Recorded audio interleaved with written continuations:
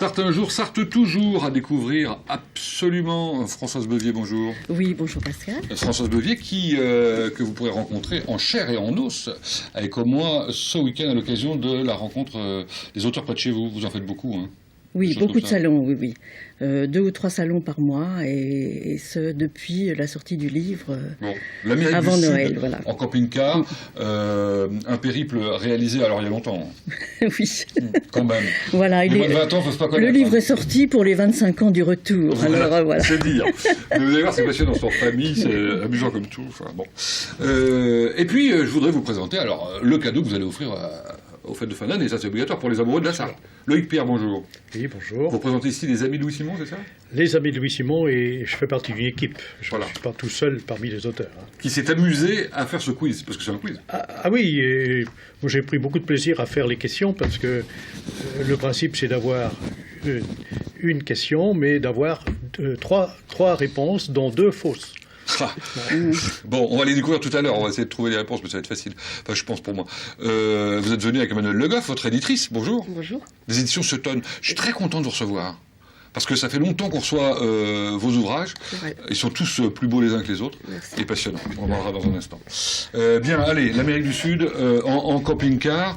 Allez, 2 mots d'abord pour savoir qui vous êtes, d'où vous venez. Vous venez du pays qu'on va découvrir dans un instant, c'est-à-dire de Télocher, c'est ça? Voilà, exactement.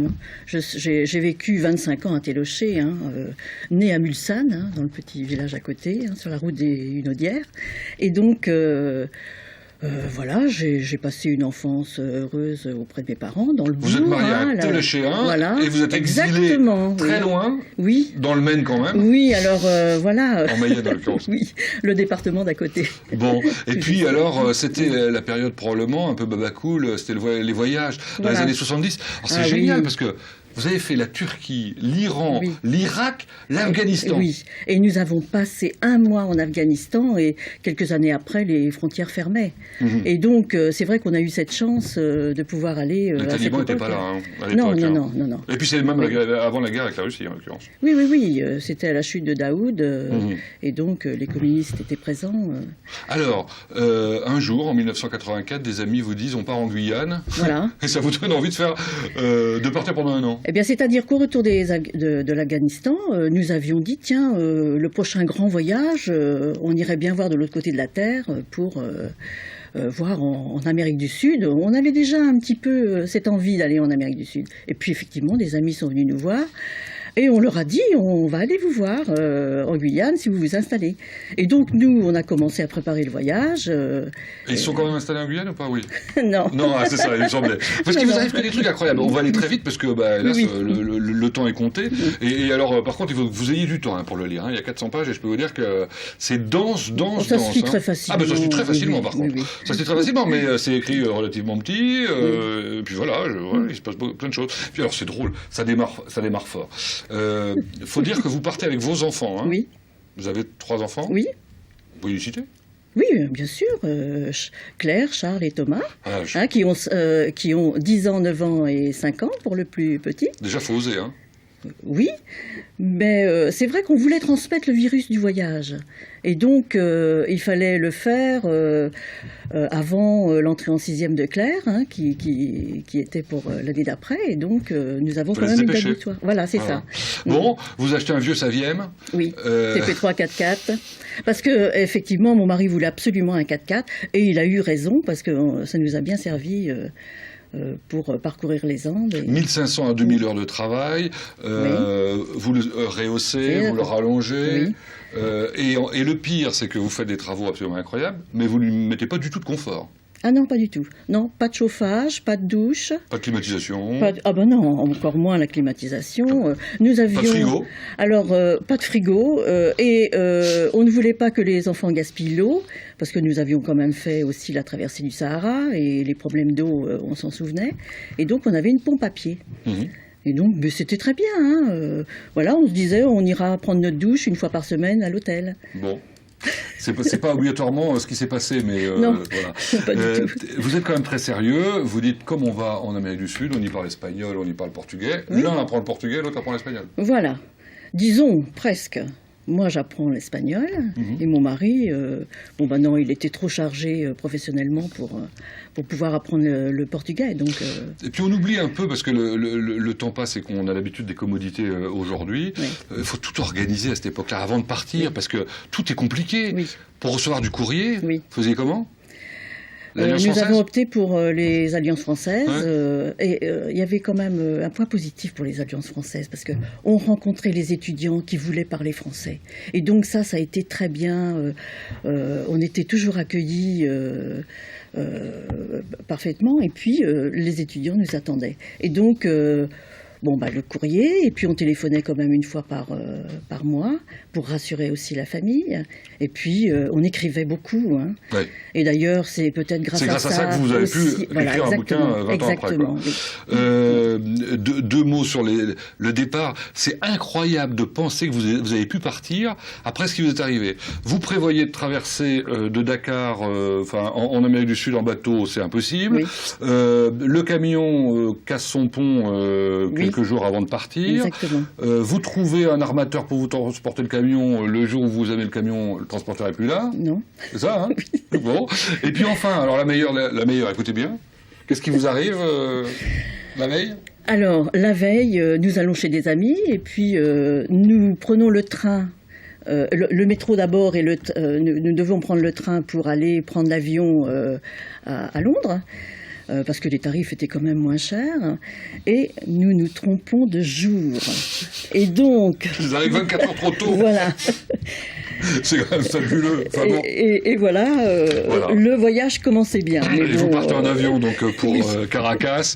Et nous partons avec nos sacs à dos. Avec vos sacs à dos.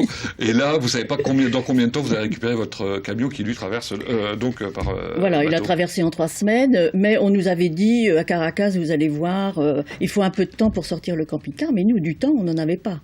Nous n'avions qu'une année. Et donc, comme nous étions prévenus, Julien a passé 3 jours pleins à harceler littéralement les gens voilà, du port pour récupérer le camion. Quoi. Exactement. Bon. Et en 3 jours, il était sorti. Bon, tout ça c'est raconté, hein, évidemment, donc c'est à découvrir. On va juste retenir quelques petites choses qui, moi, m'ont marqué en le lisant en tout cas. Vous perdez votre fils en Équateur quand même, Thomas, à un moment. Oui. Alors, c'est quand même pas très sérieux. disons que moi, c'était un petit peu ma hantise, hein, oui. parce que nous n'étions que 2 adultes pour 3 enfants. Et puis, dans la foule, hein, en Équateur, il y a beaucoup de monde. Nous sortions du restaurant, on se met à parler avec d'autres personnes. Et puis, les enfants avaient quand même pris l'habitude dès qu'on s'arrêtait, de rester avec nous.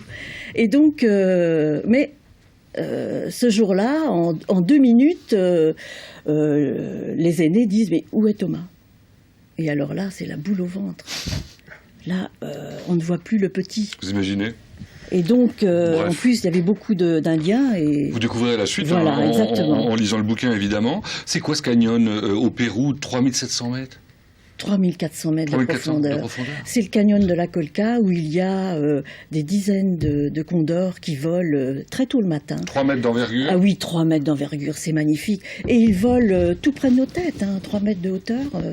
Vraiment, c'est magnifique. Et c'est vrai que ce livre-là aussi, je l'ai écrit pour donner envie aux personnes de découvrir l'Amérique du Sud, qui est vraiment passionnant. Ça, c'est clair. Le Machu Picchu en train, par contre, ça, c'est moins drôle. Oui, alors l'aller, très bien. L'aller, très bien. Mais le retour, nous voulions prendre le train des Incas pour faire plus authentique, mais il a fallu quand même jouer des coudes pour donner de l'air frais à nos enfants. Bon, donc vous à lire, bien évidemment, à rencontrer. Juste 2 mots, tiens, à propos du bouquin. Est-ce que c'est le fait que votre cousin, par alliance, Serge Leray, ait écrit son livre au retour de son demi-tour du monde à vélo, qui vous a donné envie de vous y mettre vous aussi, ou vous saviez déjà avant que vous alliez le faire ? Je l'avais commencé dès le retour. Ah oui, vous avez mis 20 ans pour l'écrire alors ? Alors j'ai mis pratiquement 15 ans. Ah oui, c'est pas mal. Mais je comprends maintenant pourquoi il est dense, et pourquoi vous avez fait des recherches historiques, géographiques, etc. tout le temps, pendant 25 ans, parce que j'ai fait des diaporamas, des expositions de photos, et puis j'ai repris mes études, j'ai changé de métier. Ah, c'est vrai. Donc je suis devenue enseignante, et c'est grâce quand même à l'enseignement, parce que j'ai pu débloquer un petit peu de temps pour écrire, et puis grâce à mes enfants qui m'ont poussé quand même à écrire ce périple. Bon, l'Amérique du Sud en camping-car, récit de voyage, périple d'un an en famille, on le trouve partout ? Alors, dans les librairies, ils peuvent être commandés si les libraires ne l'ont pas, dans les maisons de la presse, les espaces culturels. Qu'est-ce qu'en pense l'éditrice ? Bah, ça a l'air passionnant, ça donne envie de le lire en tout cas. Ah oui, on n'a parlé que de 3 pays, là, il y en a combien ? 8 pays. 8 pays, c'est ça. Ouais. Et encore, je n'ai pas parlé des guérilleros, je n'ai pas parlé des moustiques, je n'ai pas parlé des bakchiches que Julien ne voulait absolument pas donner. Ah non, on peut traverser sans bakchiche. Bon, bref, à découvrir. On parle maintenant d'un autre type d'édition, en l'occurrence la Sarthe, en 200 questions.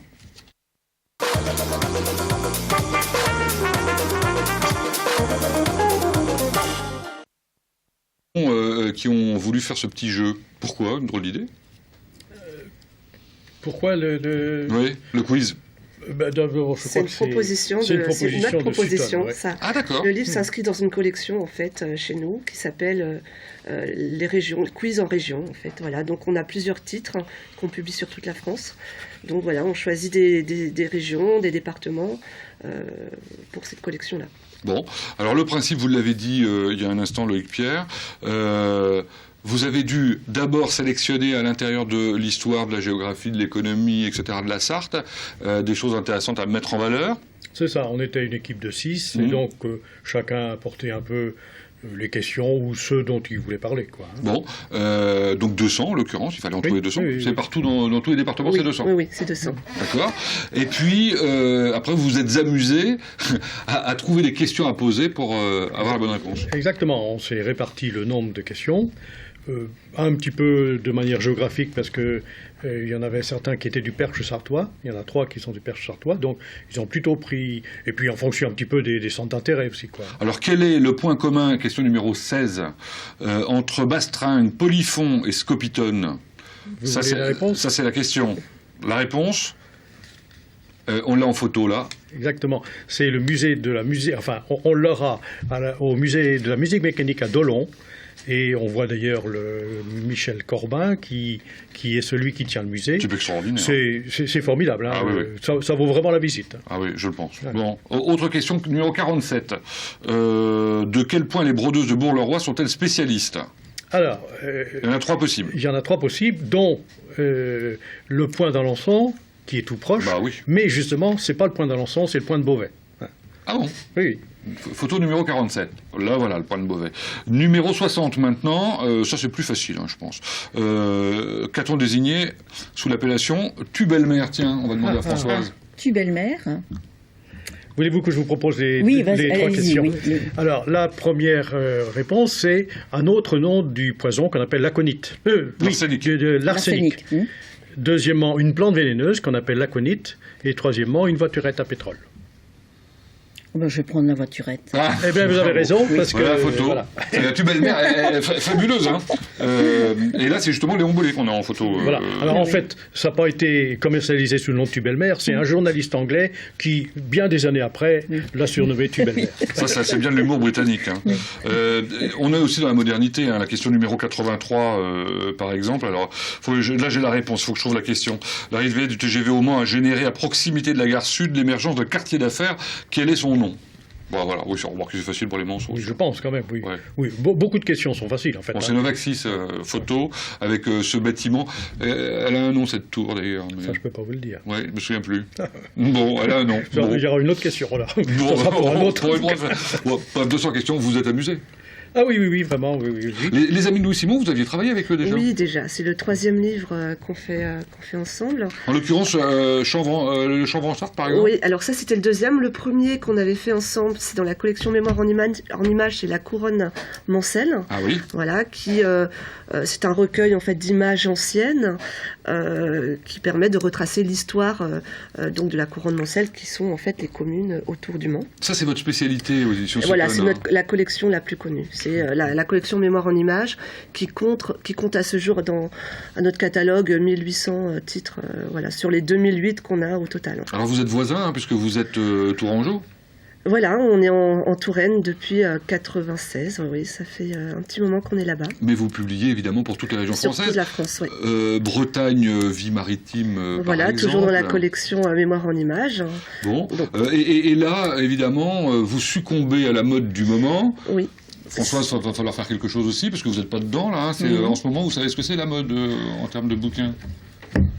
C'est Non, la je ne guerre- sais pas. c'est les 100 Guerre ans. mondiale. Ah oui. Ouais, la Première Guerre mondiale. Donc Oui, tous bien les sûr. éditeurs s'y sont mis, nous aussi. Oui. hein. La Grande Guerre, alors ça c'est drôle ça. C'est quoi, les animaux de la Grande Guerre? Oui, voilà. Donc nous, on a choisi un peu des thématiques un peu originales pour se démarquer un peu des grands éditeurs qui, voilà, qui monopolisent un peu le marché.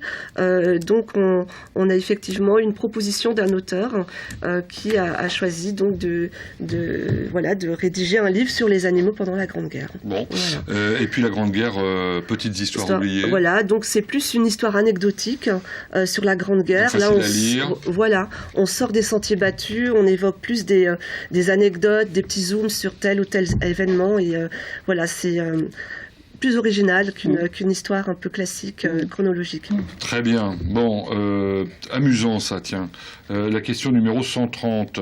D'où vient le nom de l'usine Rustine de la Chartre-sur-le-Loir? Allez, on demande pareil à notre Sartoise. Hein. Alors, les Mais trois comme elle est mayonnaise, propositions. peut-être. Alors, les trois propositions. De Monsieur Rustin, réparateur de pneumatiques. Oui. De Rustine, prononcé d'abord Roustine. Roustin. Rustine, pardon, avec l'accent. Du nom de son premier propriétaire d'origine russe. Oui. Ou alors du terme anglais rusty, rouillé. Ça, vous savez? Ah non, c'est l'espagnol que vous avez appris, vous. Lieu d'implantation d'un ferrailleur. Roustine. Roustin. Oui. Eh bien, vous n'avez pas raison. Et voilà la girouette Rustin qu'on va peut-être découvrir. C'est la photo numéro 130. Hein, on l'a déjà vu. Bon, très bien. Je l'ai pas vu, excusez-moi. Parfait, voilà. Donc, on peut s'amuser, en fait. Hein. Ah oui, tout à fait. Comme vous vous êtes amusé à l'écrire, on peut Oui, s'amuser à le oui, lire, quoi. oui. Ça permet- Mais on apprend quand même beaucoup Voilà, de choses. ça parce permet que de découvrir aussi le c'est quand même très sérieux, mine Ouais, de ouais. rien. Puis il y a des choses magnifiques. Il y a le Janière, évidemment, les coteaux du Loir. Il y a des photos. Il y a beaucoup de photos, beaucoup d'illustrations. Oui, Hein. oui, oui, on essaye de Une bien par page, illustrer. minimum. Oui, Ouais. Les halles de René, absolument magnifiques, j'en passe, et des meilleurs. Bravo à l'un et à l'autre. Cadeau de Noël hyper sympa, alors pas cher en plus 15 celui-là, euros. hein, 15 euros. Et dans toutes les librairies. Ça aussi pour les amoureux des voyages. Ça, ce qui peut être intéressant, c'est pour ceux qui préparent des voyages. Voilà, N'ayez c'est pas ça, il y a- peur. il y a Quelles beaucoup- que soient les conditions, vous en sortirez toujours. Oui, Ça, oui, c'est la oui, preuve. oui, Hein. ça c'est la preuve. C'est incroyable, faut Il y y a, croire. il y a simplement. beaucoup de détails. Faut juste Oui. y croire. Et puis, tous les livres que vous nous avez amenés à découvrir aux éditions Sottane. Voilà, qu'on retrouve dans les librairies, le circuit classique. Voilà. Merci d'être venu nous voir. Merci à vous. Eh bien, merci. Dans un instant, Oui. on va retrouver votre village natal avec son nouveau Oui, maire, voilà, oui. Gérard Lambert. Oui. Merci de Intensément Sartois tout de suite.